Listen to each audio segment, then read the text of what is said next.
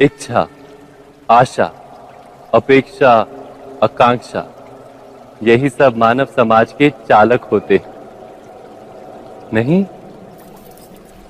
यदि कोई आपसे पूछे कि आप कौन, तो आपका उत्तर क्या होगा? विचार कीजिए।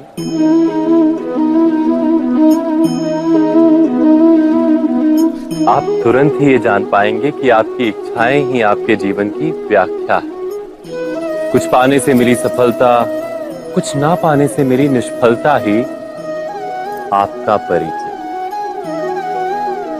अधिकतर लोग ऐसे जीते हैं कि स्वयं भीतर से मरते रहते हैं, किंतु अपनी इच्छाओं को नहीं मार पाते। इच्छाएं उन्हें दौड़ाती हैं जिस प्रकार मृग तृष्णा मृग को दौड़ाती।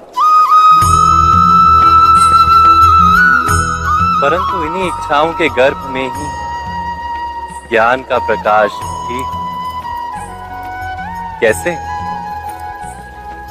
जब इच्छाएं अपूर्ण रहती और टूटती, तब वहीं से ज्ञान की किरण प्रवेश करती है मनुष्य के हृदय। ना, ये कथा नहीं है केवल इच्छाओं के संघर्ष की, नहीं है केवल महत्वाकांक्षाओं से जन्म लेने वाले भयावह रक्तपात। ये कथा है इच्छाओं के गर्भ से उदित होते हुए ज्ञान की। मैं वासुदेव कृष्ण आप सभी को निमंत्रण देता हूं इस यात्रा पे चलने का, जो जीवन का मर्म सिखाएगी, मनुष्य का धर्म सिखाएगी, कीचड़ से उठकर कमल बनने का कर्म सिखाएगी। और इस यात्रा का नाम है महाभारत। संतानों के भविष्य को सुख से भरने का प्रयत्न करना, यही हर माता पिता का प्रथम कर्तव्य होता है, जिन्हें आप इस संसार में लाए और जिनके कर्मों से ये जगत आपका भी परिचय पाएगा भविष्य में। उनके भविष्य के सुख की योजना करने से अधिक महत्व और हो भी क्या सकता है। किंतु सुख और सुरक्षा,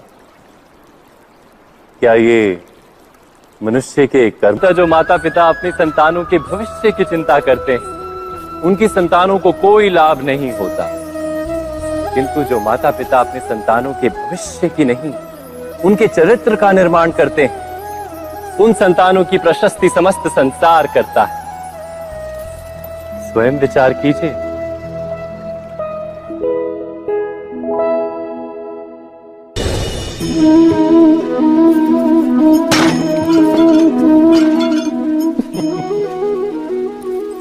कभी कभी कोई घटना मनुष्य के जीवन की सारी योजनाओं को तोड़ देती और मनुष्य उस आघात को अपने जीवन का केंद्र मान लेता। पर क्या भविष्य मनुष्य की योजनाओं के आधार पर निर्मित होते हैं? नहीं। जिस प्रकार किसी ऊंचे पर्वत पर सर्वप्रथम चढ़ने वाला उस पर्वत की तलाई में बैठकर जो योजना बनाता है, क्या वही योजना उसे उस पर्वत की चोटी तक पार कीजिए?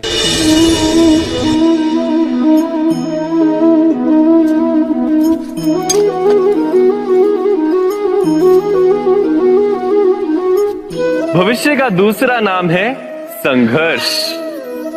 हृदय में आज इच्छा होती है और यदि पूर्ण नहीं हो पाती तो हृदय भविष्य की योजना बनाता है। भविष्य में इच्छा पूर्ण होगी ऐसी कल्पना करता रहता है, किंतु जीवन ना तो भविष्य में है ना अतीत में। जीवन तो इस क्षण का नाम, अर्थात इस क्षण का अनुभव ही जीवन का अनुभव। पर हम ये जानते हुए भी इतना सा सत्य समझ नहीं पाते। या तो हम बीते हुए समय के स्मरणों को घेर कर बैठे रहते हैं, या फिर आने वाले समय के लिए हम योजनाएं बनाते रहते हैं। और जीवन जीवन बीत जाता है। एक सत्य यदि हम हृदय में उतार लें कि ना हम भविष्य देख सकते हैं ना ही भविष्य निर्मित कर सकते हैं। हम तो केवल धैर्य और साहस के साथ भविष्य को आलिंगन दे सकते हैं, स्वागत कर सकते हैं भविष्य का। तो क्या जीवन का हर पल जीवन से नहीं भर जाएगा? स्वयं विचार कीजिए। पूर्वजों की इच्छा, आशा, महत्वाकांक्षा, क्रोध, बैर, प्रतिशोध, यही सब आने वाली पीढ़ी की धरोहर बनते हैं। माता पिता अपनी संतानों को देना तो चाहते हैं समस्त विश्व का सुख, पर देते हैं अपनी पीड़ाओं की संपत्ति। देना चाहते हैं अमृत, पर साथ ही साथ विष का घड़ा भी भर देते हैं। आप विचार कीजिए, आपने अपनी संतानों को क्या दिया आज तक? अवश्य प्रेम, ज्ञान, संपत्ति आदि दिए, पर क्या साथ ही साथ उनके मन को मैल से भर देने वाले पूर्व ग्रह नहीं दिए? अच्छे बुरे की पूर्व निर्धारित व्याख्याएं नहीं दी? व्यक्ति का व्यक्ति के साथ, समाजों का समाजों के साथ, राष्ट्र का राष्ट्र के साथ संघर्ष क्या इन्हीं पूर्व ग्रहों से निर्मित नहीं होते?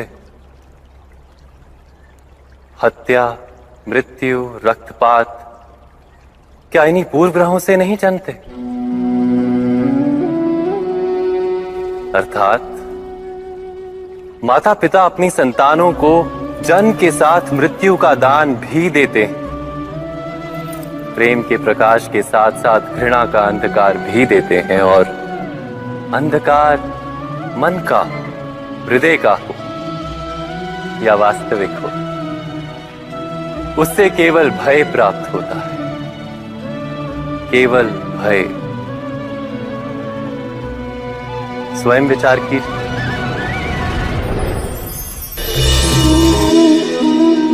मनुष्य के हृदय में भय का साम्राज्य रहता है सदा। कभी संपत्ति के नाश का भय, कभी अपमान का भय, कभी अपनों से छूट जाने का भय। इसीलिए भय का होना सबको स्वाभाविक ही लगता है।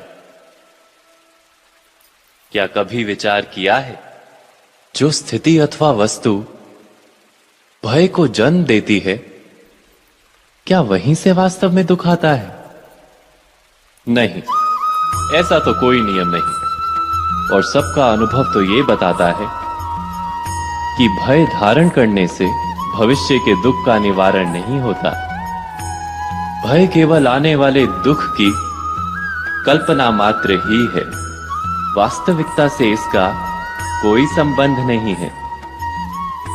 तो क्या ये जानते हुए भी कि भय कुछ और नहीं, केवल कल्पना मात्र ही है, इससे मुक्त होकर निर्भय बन पाना क्या बहुत कठिन है? अवश्य विचार कीजिएगा।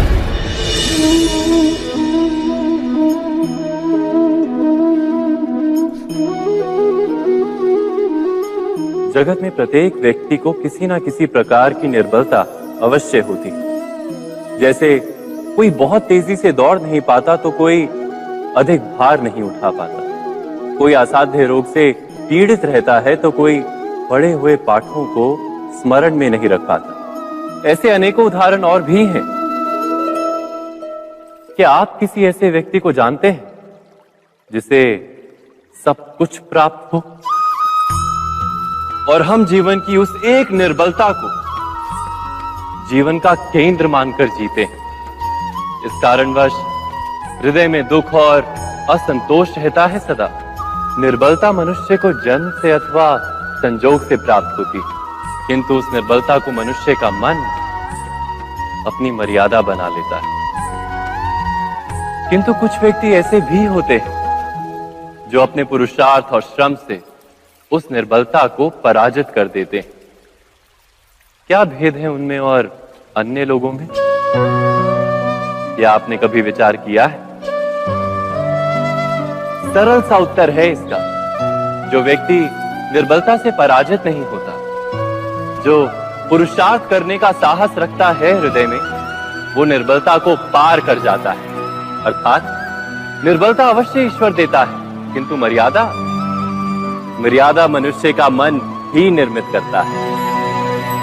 स्वयं विचार कीजिए।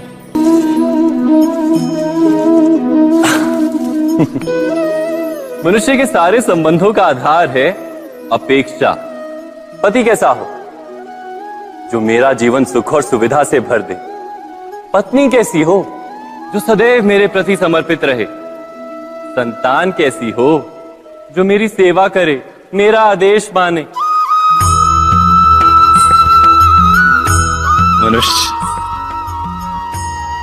मनुष्य उसी को प्रेम भी कर पाता है जो उसकी अपेक्षा पूर्ण करता है, और अपेक्षा की तो नियति है भंग होना। कैसे? क्योंकि अपेक्षा मनुष्य के मस्तिष्क में जन्म लेती है। कोई अन्य व्यक्ति उसकी अपेक्षाओं के बारे में जान ही नहीं पाता। पूर्ण करने की प्रामाणिक इच्छा हो तब भी कोई मनुष्य किसी की अपेक्षाओं को पूर्ण नहीं कर पाता, और वहां से जन्म लेता है संघर्ष। सारे संबंध संघर्ष में परिवर्तित हो जाते। पर मनुष्य अपेक्षा को संबंध का आधार ना बनाए और स्वीकार करे केवल संबंध का आधार, तो क्या ये जीवन स्वयमेव सुख और शांति से नहीं भर जाएगा?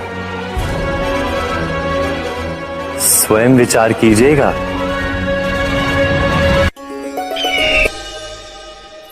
तो किसी घटना में अन्याय का अनुभव होता है तो वो घटना उसके अंतर को झकझोर देती, समस्त जगत उसे अपना शत्रु प्रतीत होता है। अन्याय लगने वाली घटना जितनी बड़ी होती है, मनुष्य का हृदय भी उतना ही अधिक विरोध करता है। उस घटना के उत्तर में वो न्याय मांगता है, और ये योग्य भी है। वास्तव में समाज में किसी भी प्रकार का अन्याय व्यक्ति की आस्था और विश्वास का नाश है। किंतु ये न्याय क्या है? न्याय का अर्थ क्या है? अन्याय करने वाले को अपने कार्य पर पश्चाताप हो और अन्याय भुगतने वाले के मन में फिर से विश्वास जगे समाज के प्रति। इतना ही अर्थ है ना न्याय का। किंतु जिसके हृदय में धर्म नहीं होता, वो न्याय को छोड़कर बैर और प्रतिशोध को अपनाता है। हिंसा के बदले प्रतिहिंसा की भावना लेकर चलता है। स्वयं भोगी हुई पीड़ा से कहीं अधिक पीड़ा देने का प्रयत्न करता है, और इस मार्ग पर चलते अन्याय को भुगतने वाला स्वयं अन्याय करने लगता है। शीघ्र ही वो अपराधी बन जाता है। अर्थात न्याय और प्रतिशोध के बीच बहुत कम अंतर होता है, और इसी अंतर का नाम है धर्म। क्या ये सत्य नहीं? स्वयं विचार कीजिए। दो व्यक्ति जब निकट आते हैं तो एक दूसरे के लिए सीमाएं और मर्यादाएं निर्मित करने का प्रयत्न अवश्य करते हैं। हम यदि सारे संबंधों पर विचार करें तो देखेंगे कि इन सारे संबंधों का आधार यही सीमाएं हैं जो हम दूसरों के लिए निर्मित करते हैं, और यदि अनजाने में भी कोई अन्य व्यक्ति इन सीमाओं को तोड़ता है तो उसी क्षण हमारा हृदय क्रोध से भर जाता है। इन सीमाओं का वास्तविक रूप क्या है? क्या हमने कभी विचार किया? क्या ऐसा नहीं होता?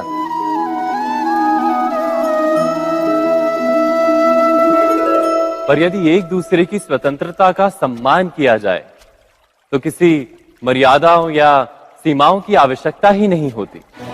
अर्थात जिस प्रकार स्वीकार किसी संबंध का देह है, क्या वैसे ही स्वतंत्रता किसी संबंध की आत्मा नहीं? स्वयं विचार कीजिए। हम भूल ही जाते हैं। कौन से प्रश्न?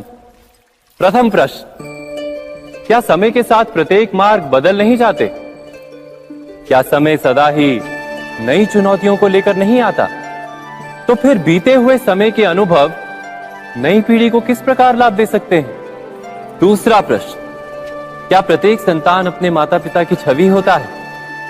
हाँ, संतानों को संस्कार तो अवश्य माता पिता देते हैं, किंतु भीतर की क्षमता तो ईश्वर देते हैं।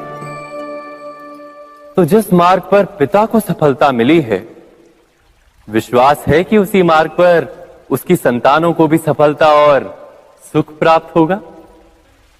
तीसरा प्रश्न, क्या जीवन के संघर्ष और चुनौतियां लाभकारी नहीं होती? क्या प्रत्येक नया प्रश्न एक नए उत्तर का द्वार नहीं खोलता?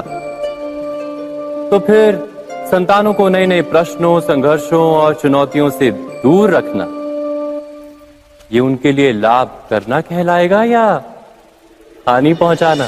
अर्थात जिस प्रकार संतान के भविष्य का निर्माण करने के बदले उसके चरित्र का निर्माण करना श्रेष्ठ है, वैसे संतानों के जीवन का मार्ग निश्चित करने के बदले उन्हें नए संघर्षों के साथ जूझने के लिए मनोबल व ज्ञान देना अधिक लाभदायक नहीं होगा?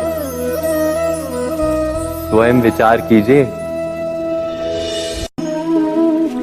सबके जीवन में ऐसा प्रसंग अवश्य आता है कि सत्य कहने का निश्चय होता है हृदय में, किंतु मुख से सत्य निकल नहीं पाता।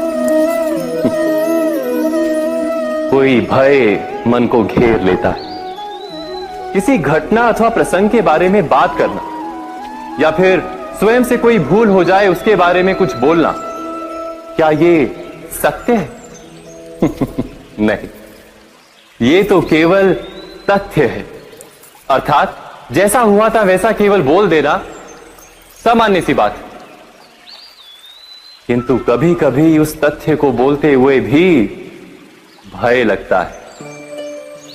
कदाचित किसी दूसरे की भावनाओं का विचार आता है मन, दूसरे को दुख होगा, ये भय भी शब्दों को रोकता है। तो ये सत्य क्या है? क्या हमने कभी विचार किया है? जब भय रहते हुए भी कोई तथ्य बोलता है तो वो सत्य कहलाता है। वास्तव में सत्य कुछ और नहीं, केवल निर्भयता का दूसरा नाम है। और निर्भय होने का कोई समय नहीं होता, क्योंकि निर्भयता आत्मा का स्वभाव है। अर्थात क्या प्रत्येक क्षण सत्य बोलने का क्षण नहीं होता?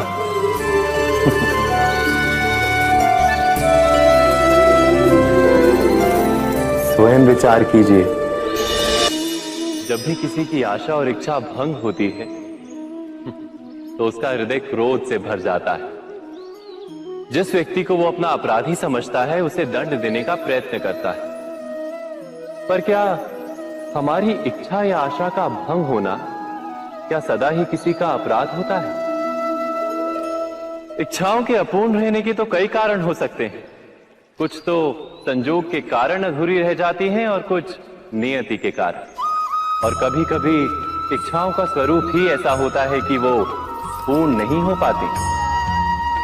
बिना परिस्थिति पर विचार किए किसी को अपराधी मान लेना न्याय नहीं, प्रतिशोध है। न्याय का आधार तो दया है, करुणा है, और प्रतिशोध का आधार क्रोध, अहंकार। अर्थात हृदय में करुणा धारण किए बिना किसी के अपराध के विषय में विचार करना, किसी को दंड देना, क्या अपने आप में ही अन्याय नहीं? स्वयं विचार कीजिए।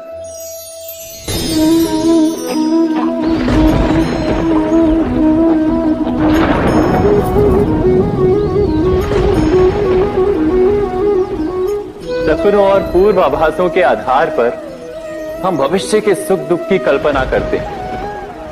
भविष्य के दुख का कारण दूर करने के लिए हम आज योजना बनाते हैं। किंतु कल के संकट को आज निर्मूल करने से हमें लाभ मिलता है या हानि पहुंचती है? ये प्रश्न हम कभी नहीं करते। सत्य तो ये है कि संकट और उसका निवारण सात जन से है, व्यक्ति के लिए भी और सृष्टि के लिए भी। नहीं, आप अपने भूतकाल का स्मरण कीजिए, इतिहास को देखिए। आप तुरंत ही ये जान पाएंगे कि जब जब संकट आता है तब तब उसका निवारण करने वाली शक्ति भी जन्म लेती है। यही तो जगत का चलन है। वस्तुतः संकट ही शक्ति के जन्म का कारण है। प्रत्येक व्यक्ति जब संकट से निकलता है तो एक पद आगे बढ़ा होता है, अधिक चमकता है, आत्मविश्वास से अधिक भरा होता है, न केवल अपने लिए अपितु विश्व के लिए भी। क्या ये सत्य नहीं? वास्तव में संकट का जन्म है एक अवसर का जन्म, अपने आप को बदलने का, अपने विचारों को ऊंचाई पर करने का अवसर, अपनी आत्मा को बलवान और ज्ञान मंडित बनाने का अवसर। जो ये कर पाता है उसे कोई संकट नहीं होता, किंतु जो ये नहीं कर पाता वो तो स्वयं एक संकट है विश्व के लिए। विचार कीजिए।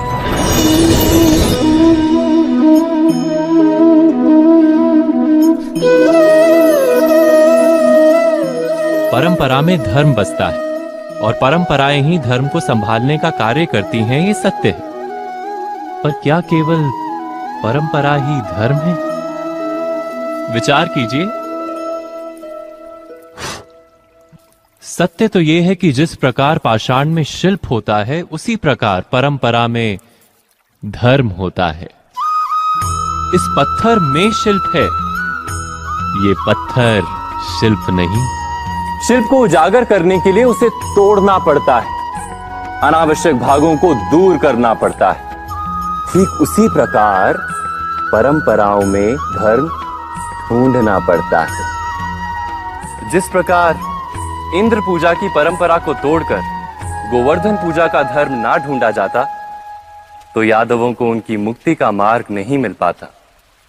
अर्थात परंपरा को पूर्णता छोड़ देने वाला धर्म से वंचित रह जाता है और परंपरा का अंध अनुकरण करने वाला भी धर्म को प्राप्त नहीं कर पाता। कहते हैं हंस के पास नीर क्षीर विवेक होता है, दूध में मिले पानी को छोड़कर केवल दूध ही ग्रहण करता है। तो क्या सच्चा धर्म प्राप्त करने के लिए हृदय में ज्ञान से जन्मा विवेक आवश्यक है?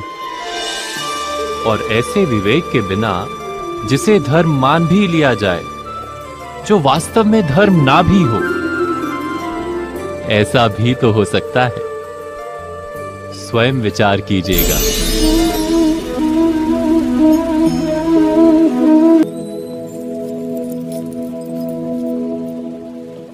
भविष्य के आधार पर सब आज का निर्णय लेना चाहते हैं।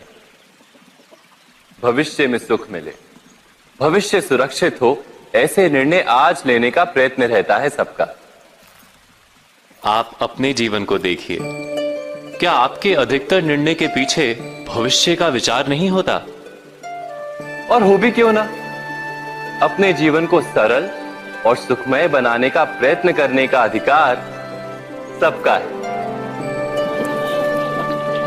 पर भविष्य तो कोई नहीं जानता, केवल कल्पना ही की जा सकती है।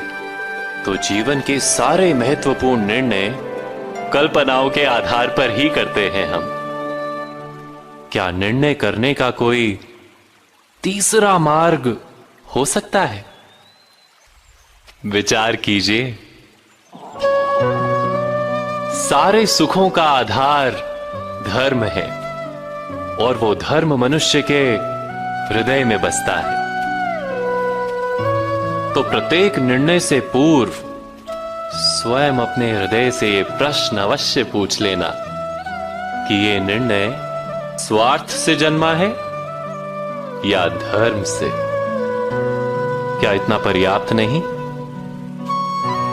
भविष्य के बदले धर्म का विचार करने से क्या भविष्य अधिक सुखपूर्ण नहीं होगा? स्वयं विचार कीजिए। व्यक्ति को जब उसके अपराध का दंड मिलता है, तब कभी कभी उस न्याय को देखकर मन कचोटता है। प्रश्न उठता है हृदय में कि जब वो अपराध हुआ था, तब व्यक्ति भिन्न था। उसके पश्चात उसने इतने पश्चाताप किए, स्वयं में इतना परिवर्तन किया, फिर उसे दंड क्यों मिले? पर जहां आघात होता है, वहां प्रत्याघात भी होता है। जैसा कर्म वैसा फल। यदि किसी को प्रेम दोगे तो सुख प्राप्त होगा, यदि किसी की हत्या करोगे तो मृत्यु दंड मिलेगा। जैसा कार्य वैसा ही न्याय। तो फिर प्रायश्चित और पश्चाताप का कोई मूल्य नहीं है? अवश्य है मूल्य। प्रायश्चित और पश्चाताप मनुष्य की आत्मा को बलवान करता है। आने वाले दंड को स्वीकार करने के लिए मनुष्य को तैयार करता है। अर्थात बिना प्रायश्चित के दंड स्वीकार करने का कोई मूल्य है? स्वयं विचार कीजिए।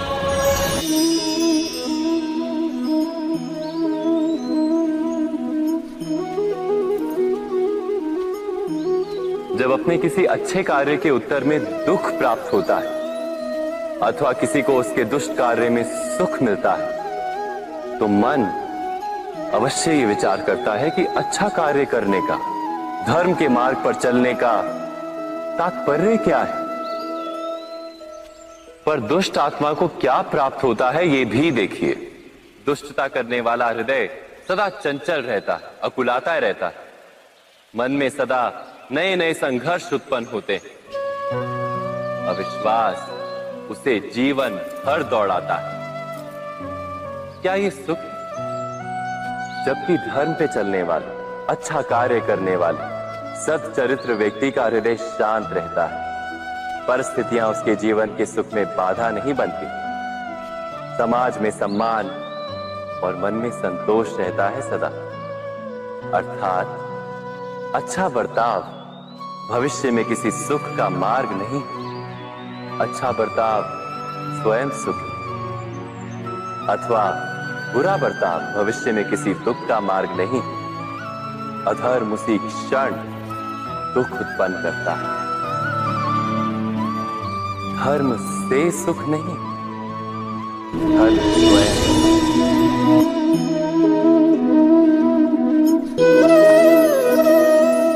सत्ता की लालसा सबके हृदय को घेरे रहती है। प्रत्येक व्यक्ति अपना एक राष्ट्र निर्मित करने का प्रयत्न अवश्य करता है। फिर वो राष्ट्र कुरु राष्ट्र की भांति बहुत बड़ा हो या फिर अपने परिवार तक सीमित हो, वो सत्ता प्राप्त करने का प्रयास किंतु क्या वास्तविक प्रभाव प्रेम, दया, करुणा और धर्म से निर्मित नहीं होता? जब भी मनुष्य कठोरता और अधर्म से सत्ता प्राप्त करने का प्रयत्न करता है, तब वो दूसरों के हृदय में विरोध अथवा विद्रोह को जन्म देता है। और परिणाम कुछ इस प्रकार। हां, कुछ समय के लिए वो स्वयं को प्रभावी और शक्तिशाली अवश्य पाता है, किंतु वो वास्तविक सत्ता नहीं। यही कारण है कि भृगु और वशिष्ठ जैसे ऋषियों की आज भी पूजा की जाती है, रावण और हिरण्यकश्यप की नहीं। इस पर तो आप विचार अवश्य करें। सत्य कहा ना?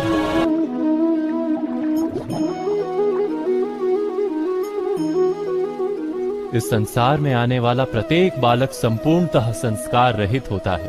उसके अंतर पर ना किसी अच्छे संस्कार के चिन्ह अंकित होते हैं, ना ही बुरे संस्कार के। अर्थात जन्म से बालक में ना कोई गुण होता है और ना ही कोई दोष। तो ये दोष अथवा गुण किस प्रकार प्राप्त होते हैं? क्या हमने कभी विचार किया है? जो बात माता पिता के मुख से निरंतर सुनी जाती है, वही बात उनकी संतानों के हृदय का संस्कार बनती है। जैसे किसी गांव में नदी तट तक एक पगडंडी बन जाती है केवल उस मार्ग पर बार बार चलने के कारण। अर्थात माता पिता के हृदय की इच्छाएं उनकी संतानों के हृदय का दोष अथवा गुण बनकर जन्म लेती हैं। क्या ये सत्य नहीं? पर फिर भी जब उनकी संतानों में कोई दोष दिखाई देता है तो माता पिता आश्चर्य और दुख से भर जाते हैं। माता पिता का हृदय ये प्रश्न करता है कि उनकी संतानों में ये कुसंस्कार आए कहां से।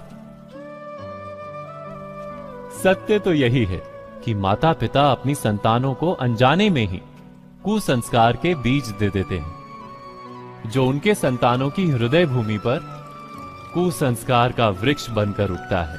अर्थात अपनी संतानों को सुसंस्कारी और धर्ममय बनाने की आशा रखने वाले प्रत्येक माता पिता को प्रथम अपने हृदय की इच्छाओं पर अंकुश रखना क्या अनिवार्य नहीं?